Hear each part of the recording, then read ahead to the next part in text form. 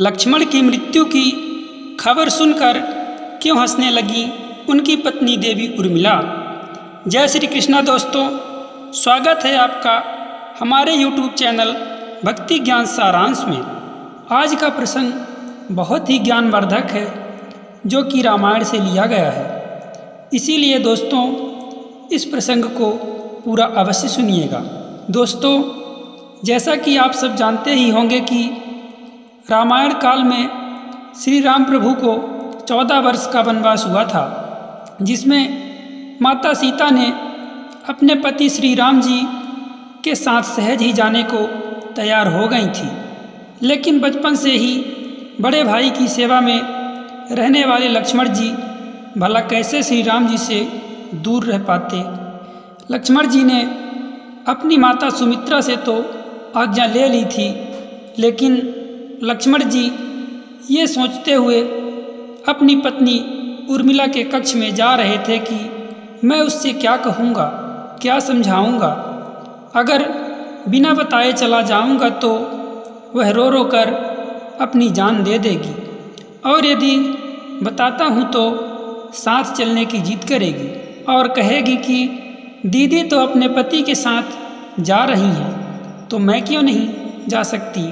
ये सोचते हुए जैसे ही लक्ष्मण जी देवी उर्मिला के कक्ष में पहुंचते हैं तो देखते हैं कि उनकी पत्नी आरती की थाली सजाए उनका इंतजार कर रही थी। लक्ष्मण जी अपनी पत्नी के पास पहुँचे तो उर्मिला बोली कि हे नाथ, आप मेरी चिंता छोड़ दीजिए।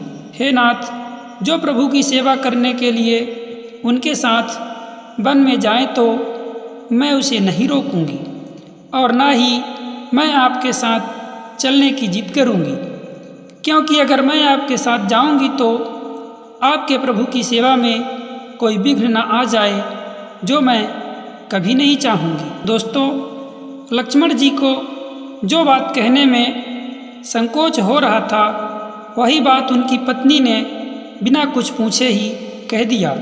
वास्तव में यही तो पत्नी धर्म है कि अगर कोई बात कहने से पति को संकोच हो रहा है तो पत्नी को पति के मन की बात को समझकर उसके संकोच को दूर कर देना चाहिए। उर्मिला का यह त्याग देखकर लक्ष्मण जी की आंखें भर आई।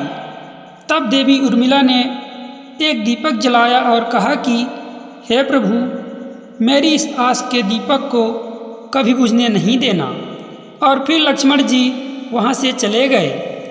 लेकिन 14 वर्षों तक देवी उर्मिला एक तपस्विनी की भांति कठोर तप करती रहीं, और अपने महलों का उन्होंने कभी भी दरवाज़ा बंद नहीं किया, और उस दीपक को एक पल के लिए भी कभी बुझने नहीं देती थी।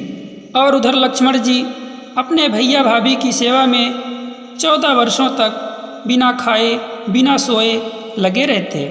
जब मेघनाथ से युद्ध करते हुए लक्ष्मण जी को शक्ति लग जाती है तो हनुमान जी उनके लिए द्रोणागिरी पर्वत पर संजीवनी बूटी लेने जाते हैं। लेकिन उस समय पहाड़ देवता ध्यान मुद्रा में थे, तो हनुमान जी ने द्रोणगिरी पर्वत का एक भाग ही उठा लाते हैं। उधर से आते समय अयोध्या नगरी रास्ते में पड़ी। वहाँ पर उन्हें भरत जी राक्षस समझकर बाण चला देते हैं और हनुमान जी मूर्छित हो जाते हैं। जब उनको होश आया तो हनुमान जी ने भरत जी को सारी बात बता दी कि रावण पुत्र मेघनाथ से युद्ध करते हुए लक्ष्मण जी को शक्ति लगी है, जिससे उनके प्राण संकट में हैं। मैं उनके लिए संजीवनी बूटी लेने आया था। जब यह बात माता कौशल्या को पता लगी तो उन्होंने कहा कि हे हनुमान, राम से जाकर के कहना कि लक्ष्मण के बिना अयोध्या में उसके लिए कोई स्थान नहीं है। अगर आएंगे तो दोनों भाई साथ में ही आएंगे, नहीं तो राम वन में ही रहे। तब यह बात लक्ष्मण जी की माता सुमित्रा ने सुनी तो माता सुमित्रा कहती हैं कि हे हनुमान, राम से कहना कि कोई बात नहीं है। अभी मेरा दूसरा पुत्र शत्रुघ्न मेरे पास है, अगर ज़रूरत पड़ी तो मैं उसे भी राम के पास भेज दूंगी, क्योंकि मेरे दोनों पुत्रों का जन्म ही राम की सेवा के लिए हुआ है। दोनों माताओं का ये प्रेम देखकर हनुमान जी की आंखों में आंसू आ जाते हैं, परंतु जब उनकी नज़र देवी उर्मिला पर पड़ती है तो वह सोचने लगे कि ये क्यों इतनी शांत और प्रसन्नचित्त खड़ी हैं। क्या इन्हें अपने पति के प्राणों की थोड़ी सी भी चिंता नहीं है? लेकिन जब यह बात देवी उर्मिला को पता चलती है कि उनके पति के प्राण संकट में हैं, तो वे खड़ी होकर हंसने लगती हैं।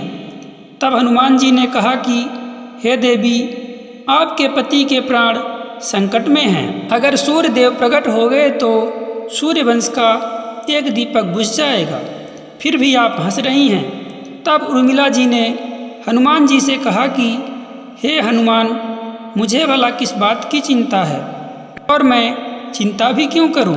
मेरा दीपक तो जल रहा है, तो मेरे पति संकट में कैसे आ सकते हैं?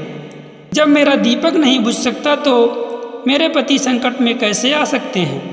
और रही सूर्योदय की बात, तो चाहे आप यहाँ कुछ दिन विश्राम कर लीजिए, क्योंकि जब तक आप वहाँ नहीं पहुँच जाते हैं तब तक सूर्योदय ही नहीं होंगे। क्योंकि अभी आपने कहा था कि मेरे पति को प्रभु श्री राम ने अपने गोद में रखा है, तो हे हनुमान, जो स्वयं नारायण की गोद में लेटा हो उसे तो काल छू भी नहीं सकता। मेरे पति जब यहाँ से गए थे तो न सोने का प्रण लेकर गए थे, इसीलिए हो सकता है प्रभु ने लीला की हो और उन्हें भगवान की गोद मिल गई हो, तो वह थोड़ा और आराम कर रहे होंगे और वह उठ ही जाएंगे। क्योंकि शक्ति मेरे पति को नहीं लगी है, शक्ति तो श्री राम जी को लगी है। क्योंकि मेरे पति के हर सांस में राम ही राम बसे हैं। जब उनके पूरे शरीर में राम ही राम बसे हैं तो शक्ति तो श्री राम जी को ही लगी है, ना कि मेरे पति को। दर्द राम जी को ही हो रहा है। इसीलिए हे हनुमान, आप आराम से जाइए। वास्तव में सूर्य की इतनी शक्ति नहीं थी कि वह लक्ष्मण जी के उठने से पहले निकल आते, क्योंकि एक पतिव्रता स्त्री का तप सूर्य के सामने खड़ा था। धन्य है ऐसी नारियां जिसने अपने पति की याद में कई वर्ष बिता दिए। दोस्तों, ये कहानी आपको कैसी लगी हमें कमेंट करके ज़रूर बताएं। और यदि चैनल में पहली बार आए हैं तो चैनल को सब्सक्राइब ज़रूर कर लें, क्योंकि हम आपके लिए ऐसी ही ज्ञानवर्धक कहानियाँ लेकर आते रहते हैं। जय श्री सीताराम दोस्तों, जय श्री कृष्णा, राधे राधे।